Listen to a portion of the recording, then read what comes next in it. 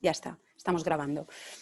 Entonces, lo que os decía, se puede hacer el test a la entrada, que de momento dicen los primeros 15 días lo cubrirá el gobierno islandés, pero luego no sabemos. Esperábamos tener noticias a finales de esta semana, pero ayer nos escribieron que tendremos seguramente noticias la semana que viene. ¿Vale? Yo, en cuanto tengamos más novedades, os informaremos. El certificado, si el cliente decide o el pasajero no hacerse el test allí a la llegada, para tener más seguridad y hacérselo aquí, tiene que ser válido 3 días antes de la salida o menos tiempo, o sea, o inferior, ¿vale? Y en principio eso es la información que tenemos hasta ahora. En mayo, hasta ahora, ha habido solo 3 casos de coronavirus en Islandia. Es un país que está realizando muchísimos tests. También es más fácil porque la población es muchísimo menor que en países como aquí, ¿no? Y bueno, si necesitáis alguna información más, nos contactáis. En cualquier momento estamos tanto en contacto con entidades de allí de Islandia como aquí con los consulados oficiales que hay en España. Y nada, ya os doy la bienvenida a bordo de Icelandair. Y como os decía, lo que intentamos es pues llevaros allí un poquito a Islandia con nuestras imágenes, ¿no? Luego veréis las de Marina y creo que ella os va a contar muchísimas cosas sobre el destino. Y bueno, voy a ir muy rapidito, ¿vale? Con estas fotos. Un poco ya sabéis dónde está Islandia, no hace falta que os cuente, pero sobre todo a veces el cliente tiene la sensación que está mucho más lejos y está solo a 4 horas de España, ¿vale? Y además es la unión perfecta entre Europa y Estados Unidos, Canadá. La población, bueno, como os decía, es muy poquito, un poco más de 300.000 habitantes. Y bueno, un poquito, siempre lo comparamos con la dimensión de Andalucía. La carretera principal es la número 1, que da la vuelta a la isla, y lo único que se saldría un poco de esta carretera son los fiordos que veis aquí al noroeste, y también a la península de Snæfellsnes, que es la península justo debajo de los fiordos del norte. Voy a ir muy rápido porque creo que Marina os va a contar más cosas, ¿no? Y aquí os explico un poco las zonas de Islandia por donde pasa la carretera número 1 y los fiordos. Este es el oeste de Islandia, donde podéis encontrar esa península que os comentaba, la de Snæfellsnes, y aquí hay una zona muy bonita, una población que se llama Budir, que sería lo más famoso de esta península. Muy cerquita de Reykjavik, se puede visitar durante el día en coche y volver a dormir a Reykjavik. Los fiordos, aquí sí que o bien tienes más días para poder llegar hasta ahí, o si no, se puede volar hasta Ísafjörður y os lo recomiendo al 100%. Es una zona donde no se va a ver tanto turismo y maravillosa, bueno, no solo para recorrer los fiordos, sino una población típica islandesa, la gastronomía maravillosa, ¿vale? Norte de Islandia, donde está Akureyri, la segunda ciudad más grande de Islandia, ciudad universitaria, donde se puede esquiar, entre comillas, los que sois grandes esquiadores, aquí las montañas son bajitas, pero bueno, se realiza esquí, y donde están las excursiones más famosas para ver ballenas desde Húsavík y el lago Mývatn, que bueno, seguramente es la zona de baño más conocida después del Blue Lagoon. El este de Islandia, también muy desconocido, como poblaciones como Egilsstaðir o Hofen, donde llegan muchos barcos desde Europa. Y aquí sí que pasa la carretera número 1, así que no sería necesario volar. Siempre la constante de las piscinas las vemos en todas partes y esas sí hay en todas partes. El sur de Islandia, lo más conocido, donde podemos hacer el Círculo Dorado, para visitar, bueno, pues Þingvellir, las cascadas, el glaciar, hacer motos de nieve, la famosa población de Vík.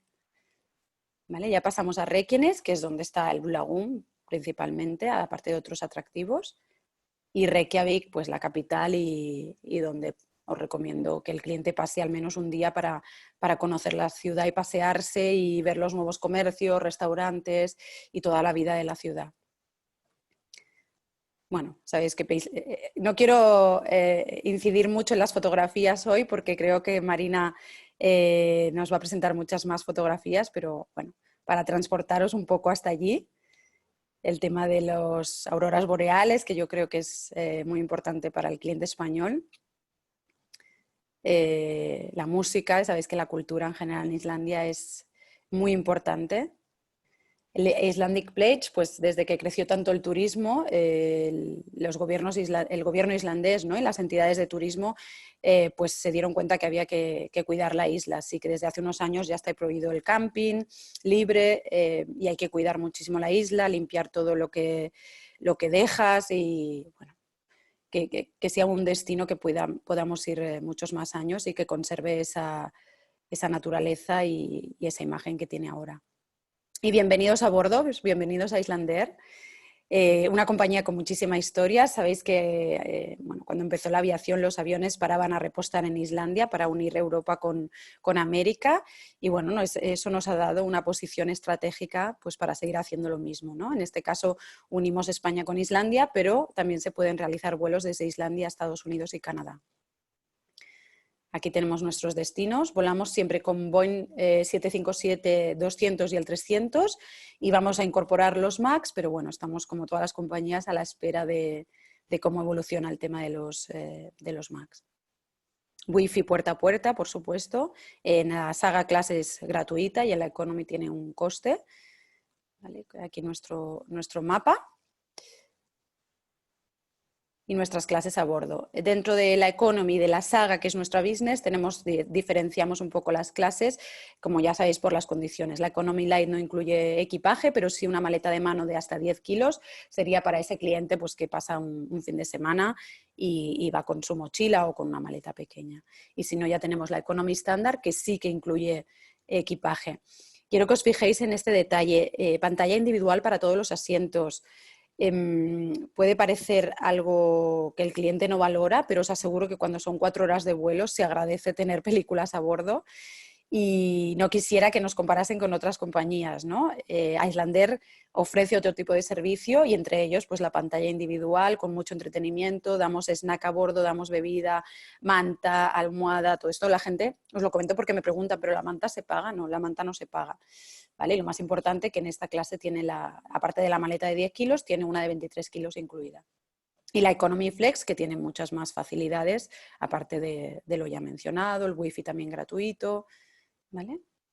Y la Saga, yo siempre digo que es la antigua business, ¿no? La que teníamos para volar dentro de Europa con el butacón más cómodo, un servicio diferenciado, cabina diferenciada, check-in diferenciado, una compañía clásica, muy profesional y si realmente tenéis clientes que os piden business, pues van a volar en business de verdad, no solo la parte de delante del avión, sino con muchas más características que le diferencia. Por supuesto, pantalla individual, la comida está incluida, las bebidas alcohólicas, el wifi, ¿vale?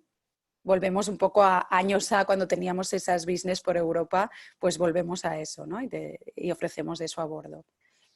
Nuestra sala VIP en Reykjavik, que os recomiendo al 100%, maravillosa, fue renovada hace unos años y bueno, ofrecemos no solo esta maravillosa chimenea, sino un buffet y bueno, ya sabéis lo que ofrece normalmente una sala VIP. Y este año, lamentablemente, hemos tenido que cancelar la operativa Barcelona, pero mantenemos la de Madrid con 2 vuelos semanales. Finalmente va a ser jueves y sábados.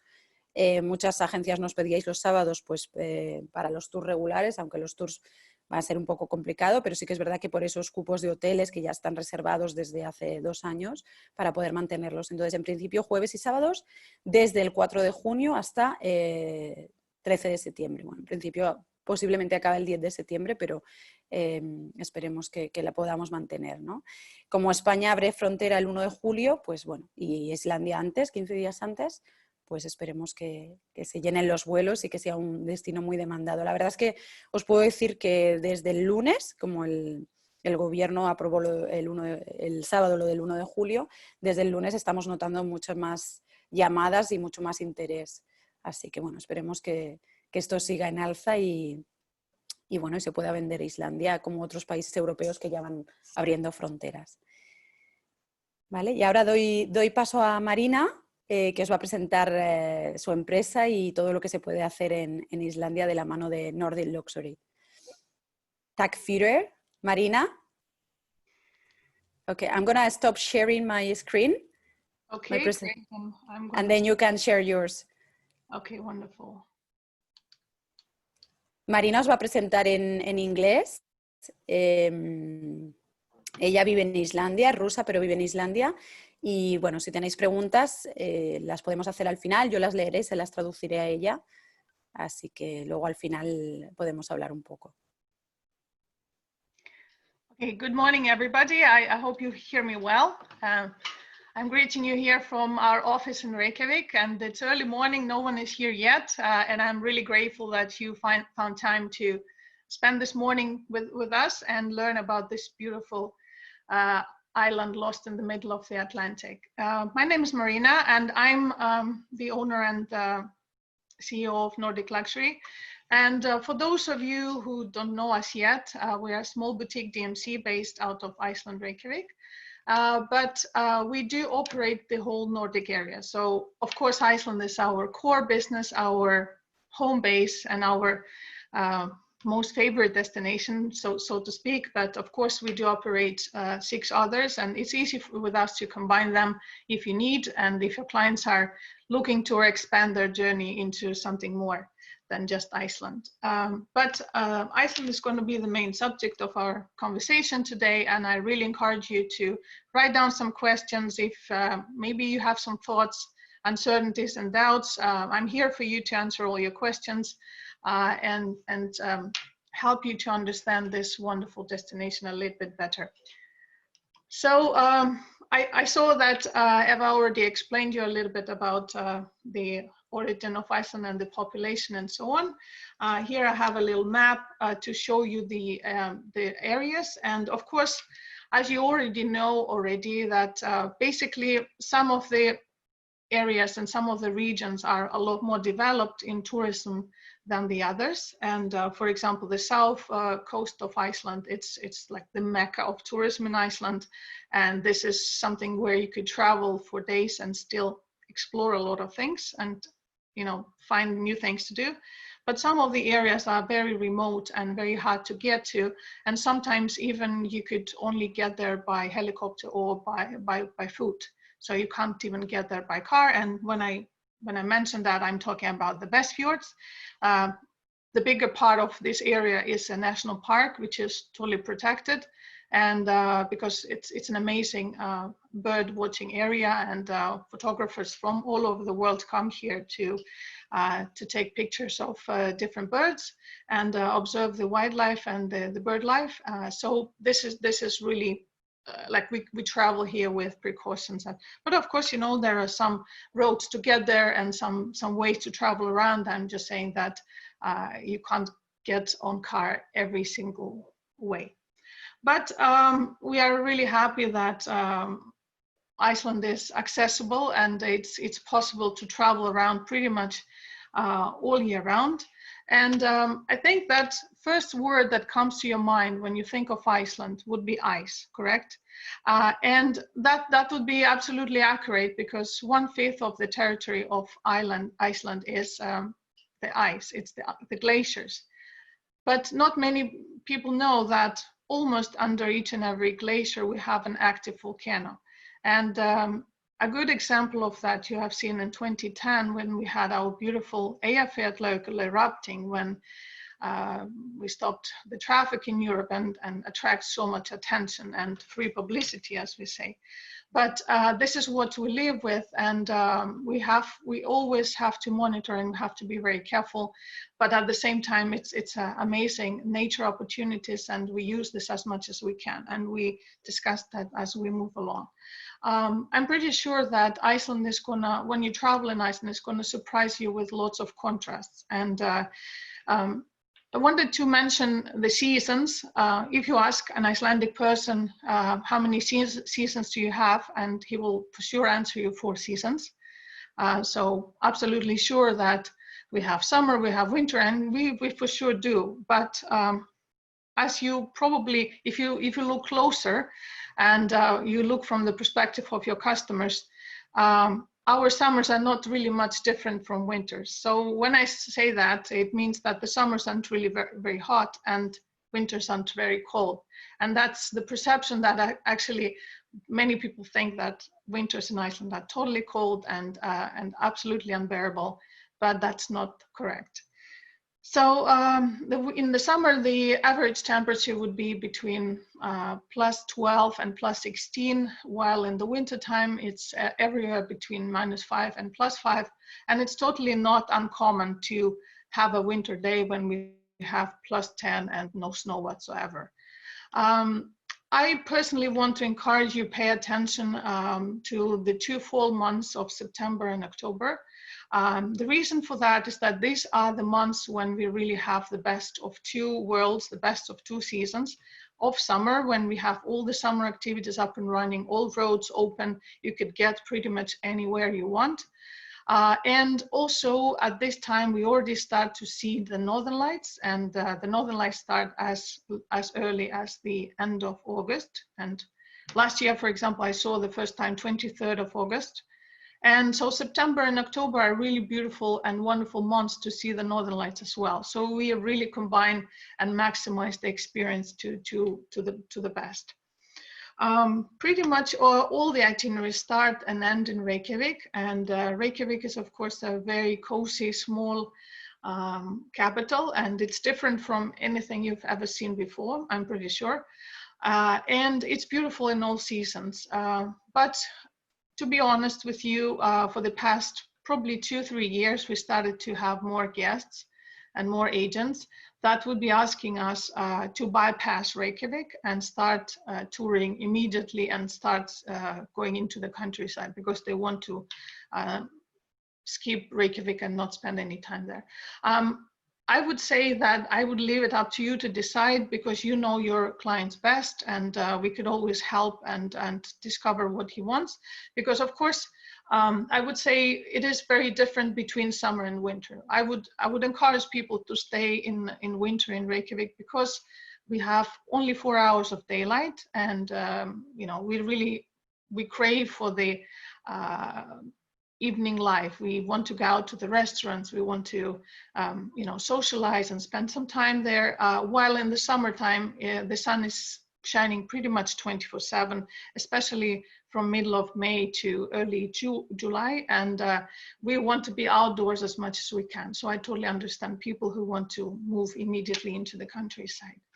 So we're going to travel around the island, and we're going to see some beautiful and iconic sites. Of course, we start with the classic route, which is called the Golden Circle. And this could be done as a day tour from Reykjavik, when you leave the city in the morning and come back in the evening, or it could be done as a part of the itinerary when you move from Reykjavik towards the South Shore, or vice versa. That's pretty easy to arrange. And this route includes Thingvellir National Park, the famous park where you know that the tectonic plates are moving apart every year. Then we have beautiful hot spring area called Geyser, and we do have the famous Golden Waterfall. Moving to the South Shore, which is definitely one of the most developed and most famous areas in Iceland. And when you talk to your clients and ask them what they want to see, what they want to do, I can guarantee you that most of the things they would mention to you would be located here in the south. And this area has beautiful, vast fields, beautiful farmlands surrounded by gorgeous mountains. We have here a few glaciers that are coming pretty much towards the ocean, and you could easily approach those glaciers and go on top of them and do snowmobiles and ice walks and ice climbs and explore the glacier. Here we also have beautiful ice caves when you can go and see how the ice looks from inside and how beautiful and stunning it is. We have few amazing canyons and hiking possibilities. I would say that the South Shore is really sufficient region to even stay here for 2, 3, even 4 nights and not get bored. Your itinerary would be absolutely different every day. You could go to the Westman Islands, you could go to the interior, you could be active, you could go hiking, and we will speak about the activities separately in the later half of the presentation. So basically, when your customer is asking you, okay, I want to come to Iceland and I have several days, but I don't want to move around too much. what do I do? So then I would really recommend you to combine Reykjavik with the South Shore, because here you will really locate him without moving too much and staying in the same hotel, but really doing vast different selection of activities and different sites. Or sometimes they want to come and go to the countryside immediately, spend some time there, and then spend last 1 or 2 nights in the Blue Lagoon relaxing. Moving to the southeast corner of Iceland, this is the area where the beautiful white giant that we call him, Vatnajökull, is the biggest glacier in Europe.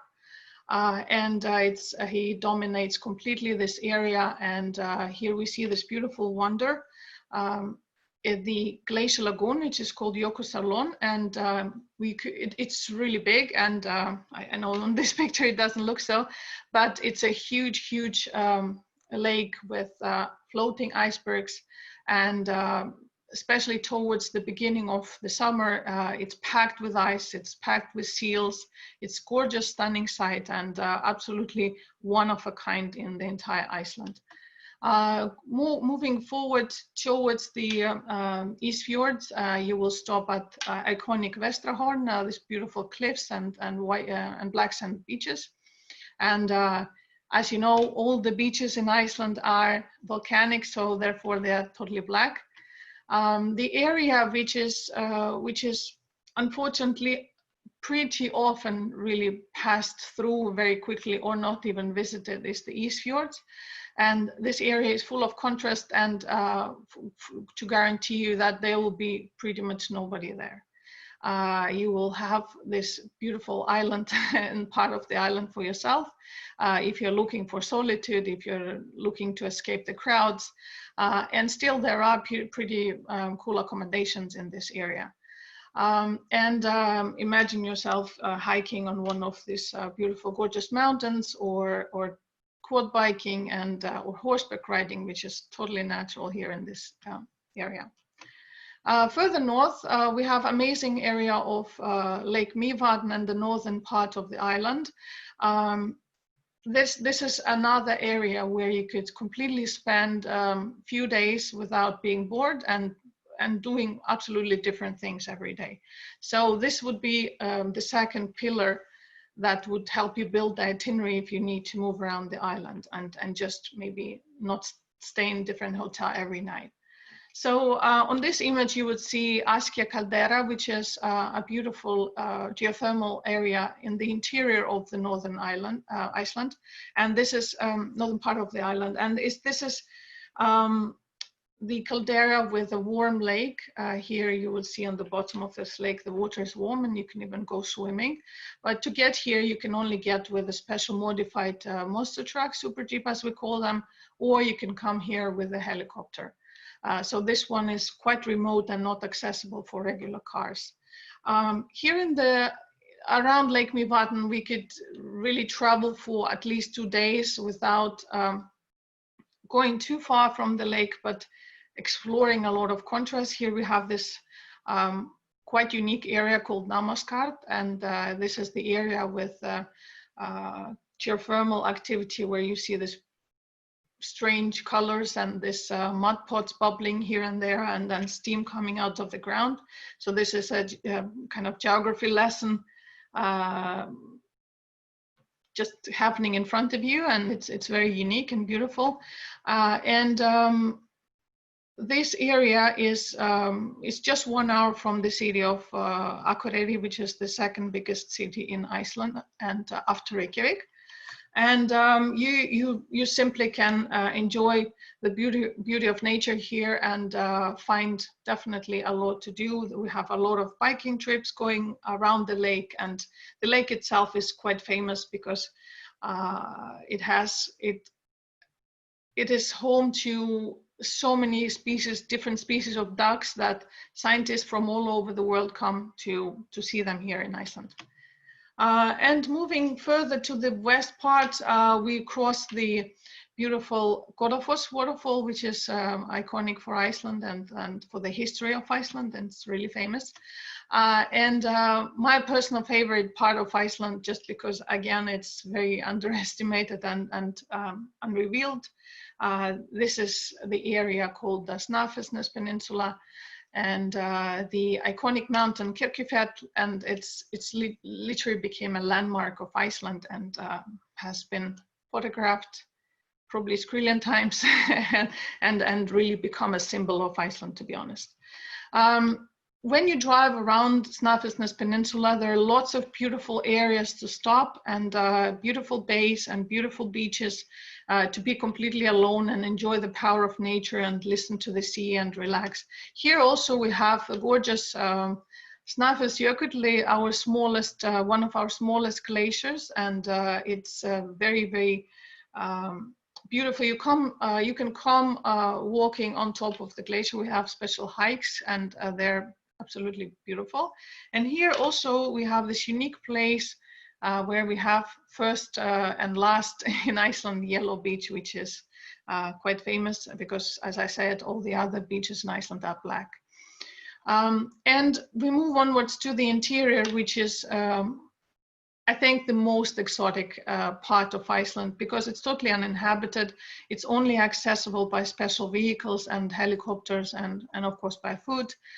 We have tens and probably hundreds of different hiking routes, and and also horse routes. So you could, we have guests coming traveling by horses across the interior. And this area is really full of contrast. There is not a single place which is just alike, and it's a beautiful area to impress you in a different way and leave you in awe after each and every corner.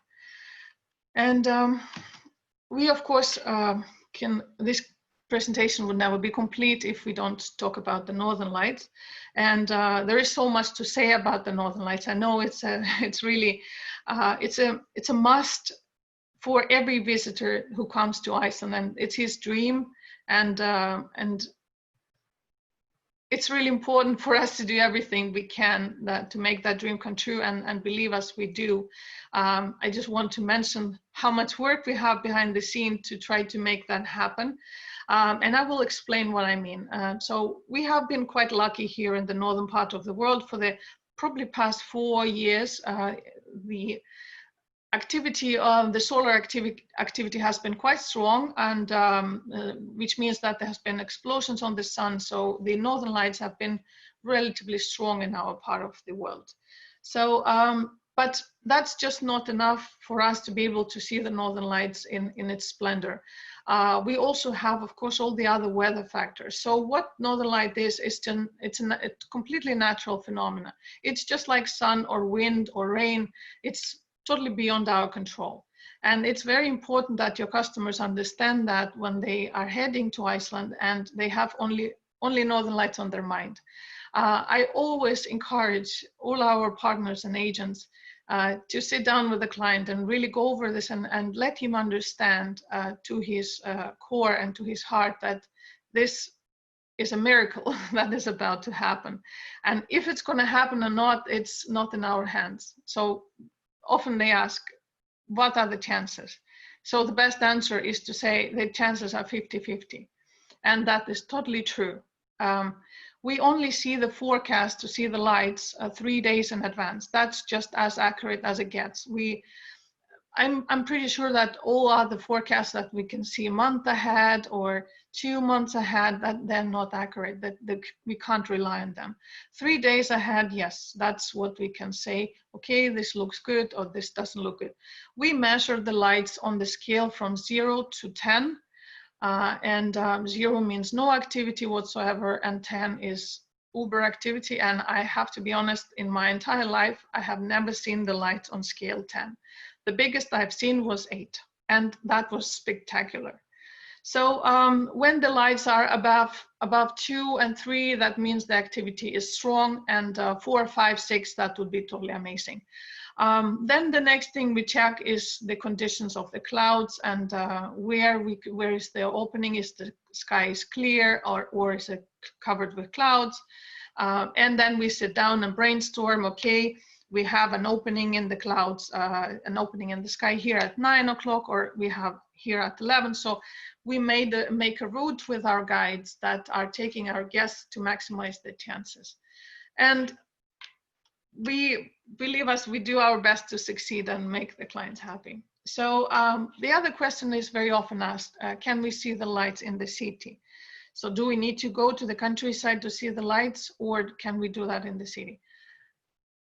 There is no answer to this question. It's just, again, luck. And sometimes you do everything perfect. You go in the countryside, you sit in the darkness, because of course the artificial light, the light pollution is stopping us from seeing it as clearly as we would see it in the darkness. And but at the same time, sometimes we just finish our dinner, go out of the restaurant, lift our head into the sky, and here they are, the northern lights. So also what is very important to mention, and I think it's really good to manage clients' expectation, the northern lights do not look like this in real life. I know that maybe it's not really positive thing to say, but I want to be honest. I want to be sharing complete professional knowledge with you.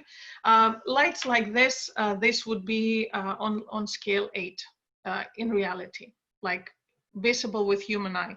So what we are struggling as humans, our eye can only see the lights a lot more pale as they are in the camera.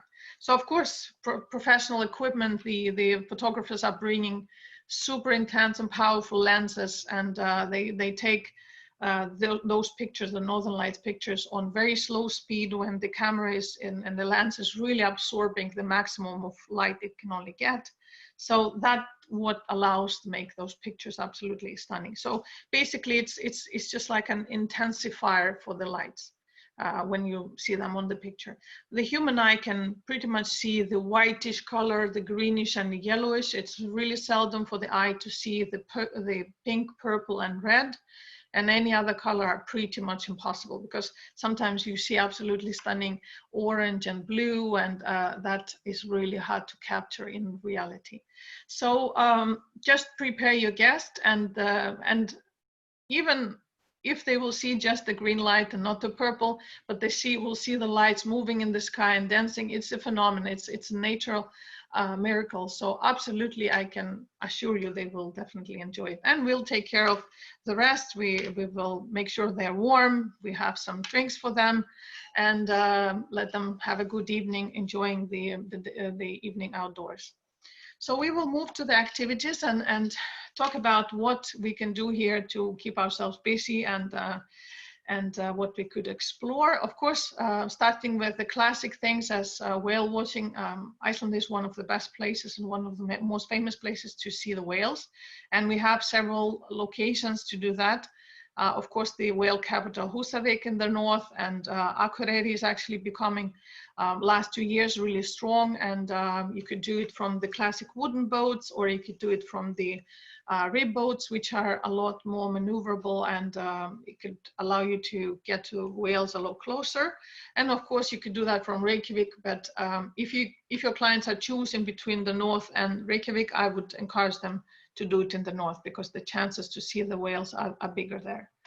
Of course, meeting and riding Icelandic horses, and Icelandic horse is the closest friend and the companion to Icelandic nation. They have moved and traveled with the Vikings to inhabit this beautiful island, and they stayed on this island with no changes at all throughout all the centuries. So the unique features of Icelandic horse is that, first of all, it is completely pure breed, has never been mixed with any other breeds, and Icelandic people are keeping this breed absolutely protected and as pure as they only can, meaning that if the horse goes somewhere on a horse show or on a race, it never comes back. It stays in different stables all around the globe, and that's how actually the community of Icelandic horse lovers is growing around the world. And this horse has 5 gates, while all the other horses have 3 or 4 usually. And this 5th gate is unique, and it lets you ride really smooth. And we have even lots of shows when the riders would carry a huge glass of beer filled to the top, and he wouldn't spill a drop while riding. So and these horses are really friendly. They are famous for their character, and they're really good moods. So they're very good with children and first riders. So they're very easy to be around.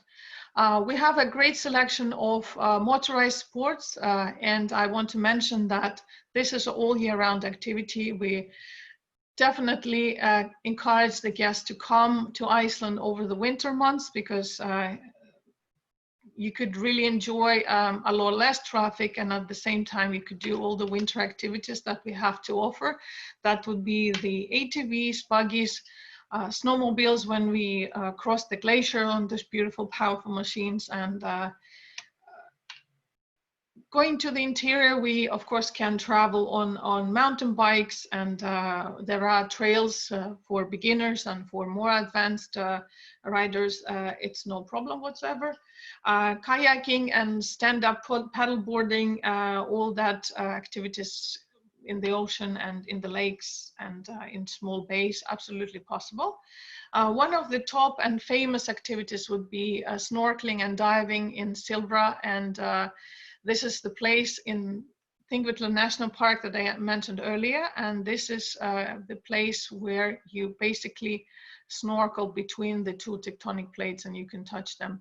And what amazes most of the snorkelers is the clarity of water. It's you see towards in front of you about 100 meters ahead. That's how clear it is.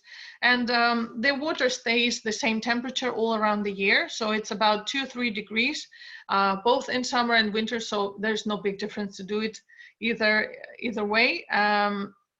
And it's basically only your face that stays exposed to the cold water. Otherwise, you're doing that in a dry suit, and underneath the dry suit, you have layers of clothes. Another unique and absolutely stunning activity is inside the volcano. We were super lucky that several years ago, one of the mountaineers have opened this beautiful crevasse and descended into it, and saw that there are these amazing magma layers, and there's basically, you can descend into the magma chamber of a dormant volcano. And this has transformed into the activity that is up and running for the guests now, and it's absolute must to do in Iceland. All you have to be ready for is just to do a hike across the lava field, which is not that easy, not that difficult, only 50 minutes each way. And then you descend into in the open cable lift into the crater.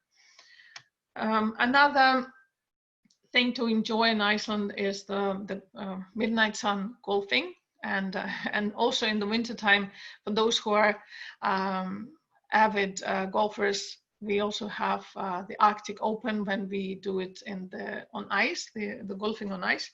And again, I mentioned this amazing period of midnight sun, which means that the sun pretty much doesn't set down. It touches the horizon and then rises up again. So we have endless days, and golfers totally, absolutely love that. For those who are into fishing, we have rivers and lakes, and it's mainly fly fishing that is practiced here. So if your customers are into that, we have plenty of rivers to offer them.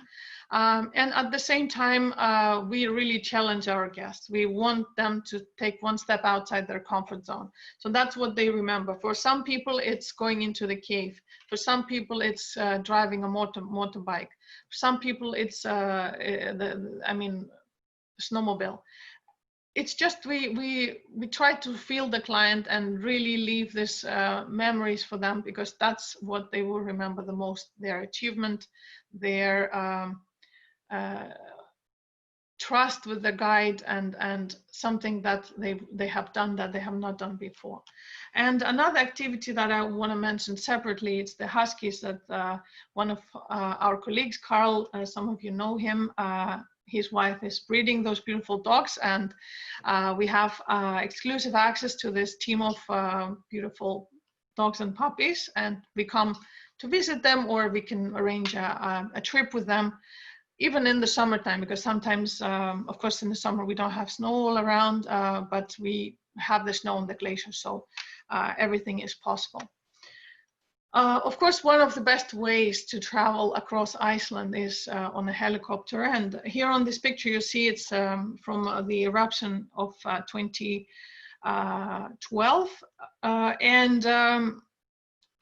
Basically, you can get anywhere. We have a lot of itineraries where we use the helicopters, different amount of hours, and we customize it each and every time. But there are places where you can only see from helicopter and no other way.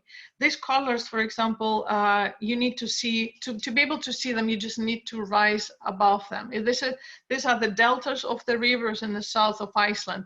It looks like a painting, and if you don't know exactly what it is, you would just guess and never have the right answer. But this is just the nature. These are the rivers, and you only see that from above by helicopter. Now I'm going to move to accommodation, and just you know, I really kind of don't usually talk much about accommodation, just because it's not the main reason why people come to Iceland, and it needs to be absolutely clear. We have okay hotels, we have nice, beautiful, authentic properties. They will definitely be a great place to spend the night, and they will offer all possible human comforts and design, and all of them are usually either have the authentic and classic design or something modern and into the Nordic design. But at the same time, this is, you know, people don't spend much time here in the hotels. And that's why also it's important to understand that hotels are not the main cost of the tour if we are talking about the private experiences and private touring. So here we have a few images of the hotels in Reykjavik. Here we had Canopy by Hilton and Reykjavik Consulate Hotel. Here we have Sand Hotel. We also work, of course, with the Ion City Hotel. We have up and coming, being finished now, the first 5-star resort in Reykjavik called the Edition, the Marriott Edition. So the level of service and standard here in Reykjavik is rising, and we are very happy about that. So it's not only 1 or 2 properties that we are now offering like it was 5 years ago, but there is a selection. And if people ask you what is the best hotel, there is not really any, there isn't really an answer to that, because they are all pretty similar standard. Depends on the availability, depends on what style they prefer. So it's relatively easy to do that. Moving to the countryside, here we have our beautiful and favorite hotel, Budir in Snæfellsnes Peninsula. It's definitely an iconic place.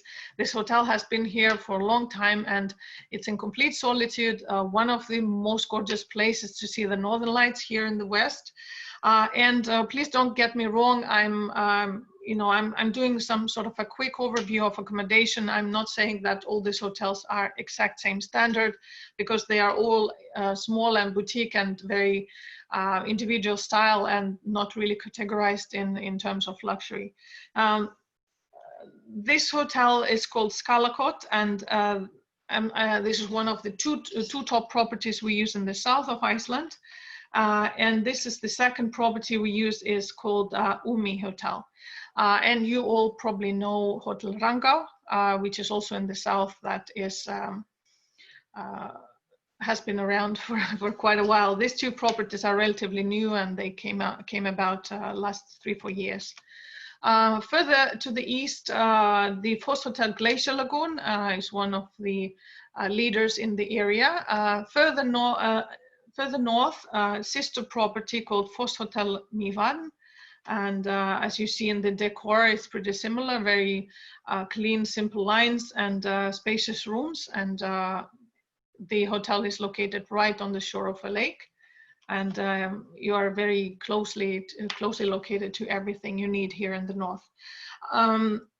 Further north in Troll Peninsula, we have, of course, amazing, iconic, stunning property called Depler Farm. As you know, as I said, we operate Scandinavia, all across Scandinavia.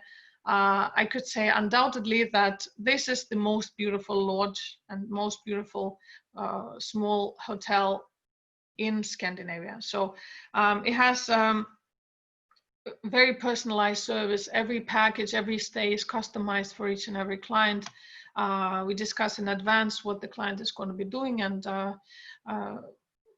they are also open to privatize private users, and it's totally the best property in the whole of Iceland in terms of this size and this standard. And of course, it wouldn't be complete without the retreat at the Blue Lagoon and the newest property and the most, like our pride, I would say, the first real 5-star wellness resort in Iceland. And we really needed that with all our geothermal resources, with all our wellness facilities and orientation to that. We finally have this amazing hotel that can accommodate guests for those who are just coming to relax, and it's a perfect finish of the trip. Working really, really well. I don't recommend really staying here and touring, making day tours, because you really lose the point of staying here and enjoying the facility, because that's really what you should do. It takes a while to drive, but I totally encourage you wrap your trip up with a final stay here of 1 or 2 nights for those who are interested. And I'm gonna mention quickly about our company, what makes us different from the rest of the DMCs on the market, and what value do we bring to the clients and why work with us. First of all, we do operate our own fleet of luxury vehicles. We have 15 of them, different sizes, and it gives us a lot of flexibility. So length of day, flexibility in routing, and it's just everything you could possibly imagine to make your client as comfortable as possible. Another thing we have been developing through the years is a collection of private lodges and villas, and that's our solution to the lack of luxury hotels in the countryside. And those villas are located all around the island in different locations, so you could make a trip staying just in the villas for the most demanding customers. And those villas are from 2 to 6 bedrooms. Of course, majority of them are in the southern part of the island, but we also have properties in the north and in the west, and they're really, really beautiful. And some of them are, you know, it's pretty much a place where you could spend a week without being bored, even inside. Another thing we do is glamping. So this would be absolutely authentic experiences when we get our clients into the wilderness and let them experience the full Icelandic nature and adventure. And those tents, we build them up from the scratch for each and every client, and we take them down when they leave. We move them between locations, so there are sort of pop-up camps. Inside each tent we have beds, you know, furniture, so it's really comfortable. And then we have facilities outside.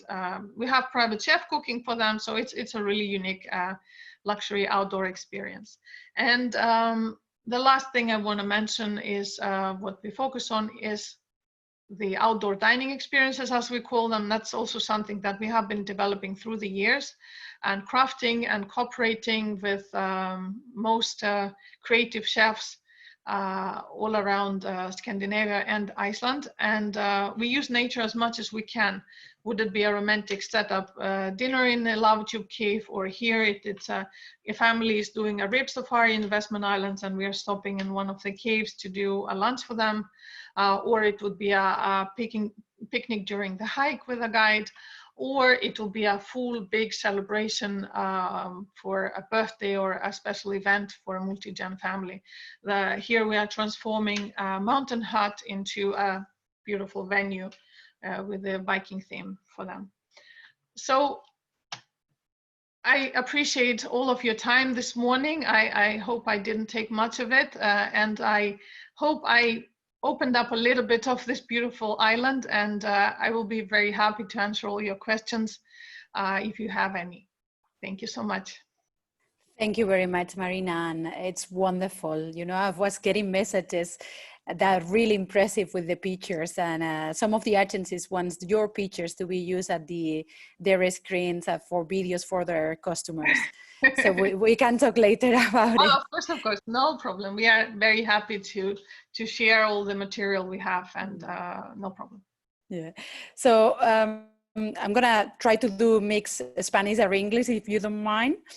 Pero quería deciros que yo creo que Marina ha respondido a todas esas preguntas que muchos de vosotros me hacéis, que es, ¿se puede ir en invierno a Islandia? Yo creo que habéis visto que se puede ir en invierno a Islandia y como ha dicho ella, o sea, las temperaturas van desde -5 a 5, no vamos a tener nunca, o sería muy raro, -10, -20 grados, eso no ocurre en Islandia.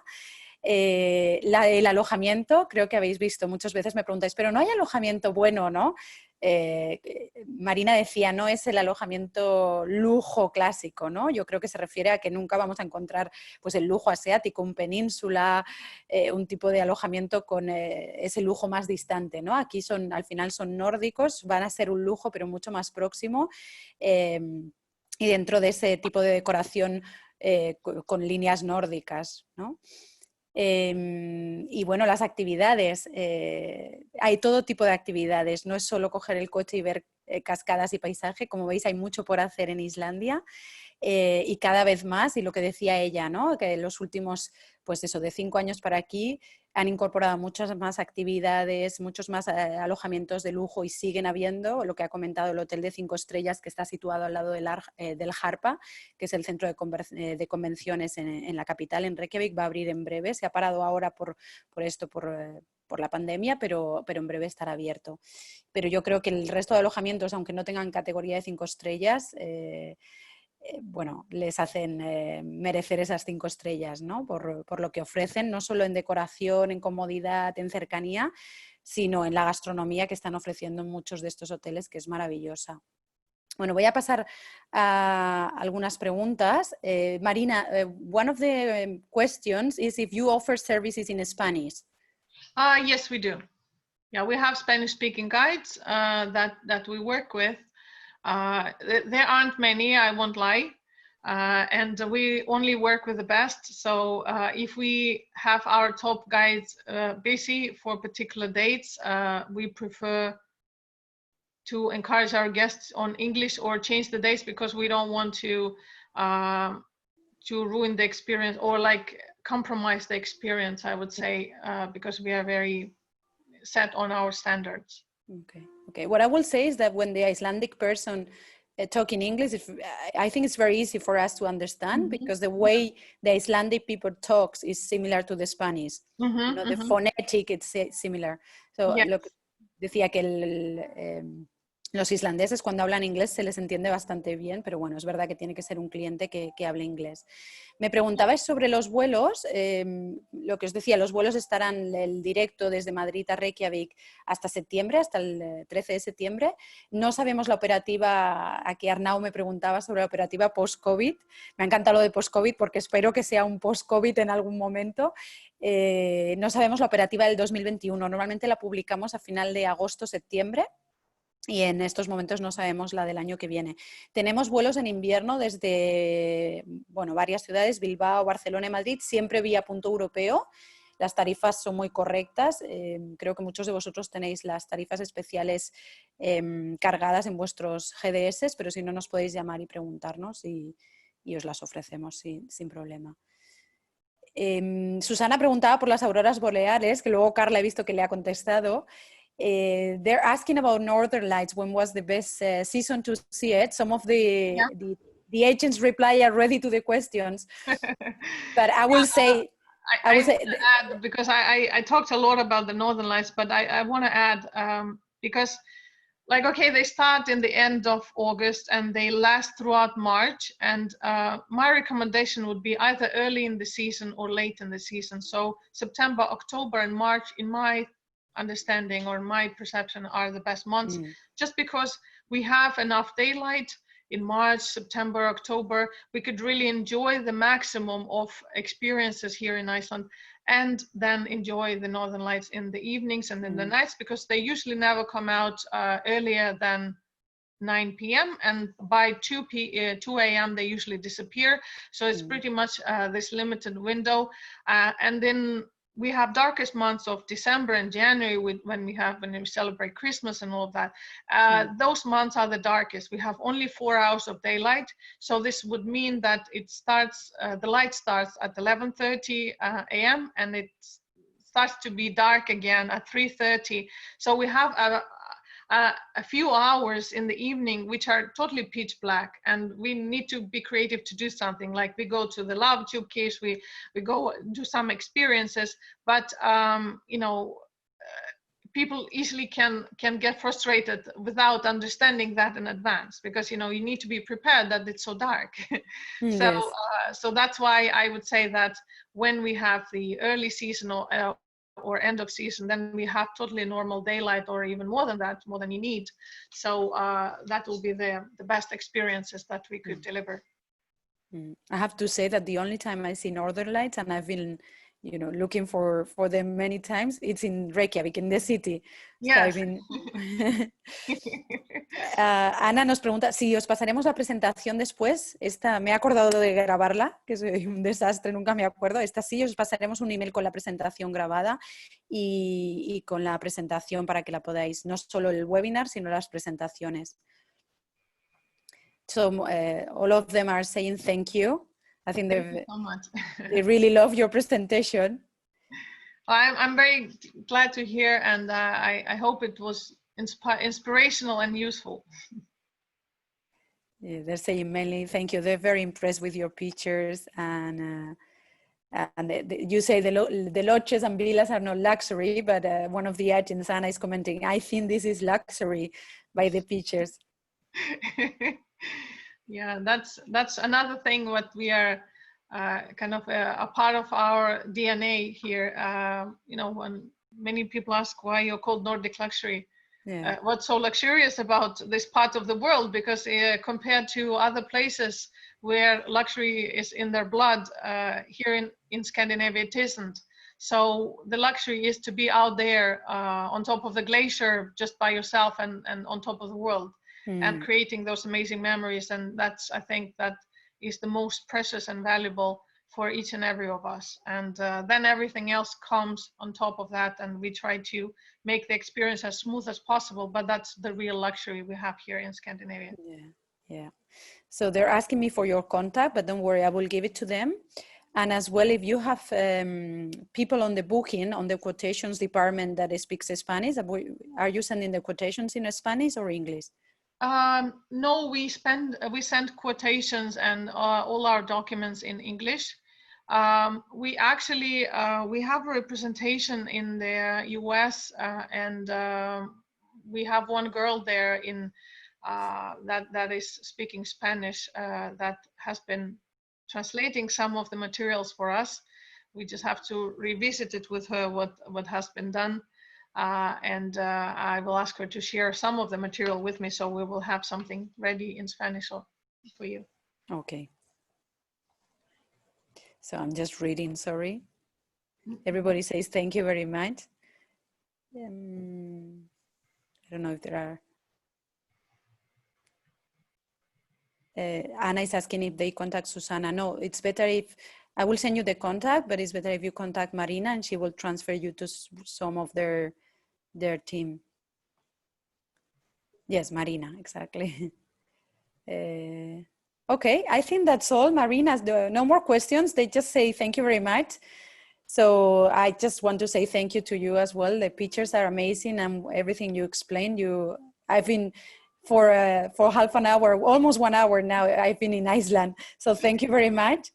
And in any case, everybody's going to contact you. We're going to send this webinar recorded and the presentation. And Susanna is asking me if in your website they can see some of the programs as an example. No, unfortunately not, but we'll be happy to share if you just drop me an email, and I will be happy to share itinerary samples and all other support materials we have, because we do have activity menus, we have restaurant lists, just everything that you might need to work with a client and get him oriented in this environment. Our webpage is pretty minimalistic. It's just like a little business card with few images. We have been struggling quite a while ago, trying to decide, should we put all the itineraries there, should we not? And we kind of decided that we probably just keep them to ourselves and rather distribute it this way to the agencies, because, you know, many of our competitors in the market are constantly fishing for ideas, and Yes. It's a known problem. I think you guys are also struggling with it once in a while. Yeah. So yeah, we will They're just asking. send it manually. Yeah, they're asking for examples again, but I think the best thing is that they contact you and you can send to them everything they need. So, well, thank you very much again. Gracias a todos y nada, os enviaremos un email con la presentación, como he dicho. Que tengáis buen viernes y buen fin de semana, que descanséis y que sigáis todos bien, sobre todo. Gracias. Thank you, Marina. Have a nice weekend. Thank you so much, and have a great day and a great weekend ahead. Same to you. Thank you very much. Bye-bye. Bye. Bye-bye.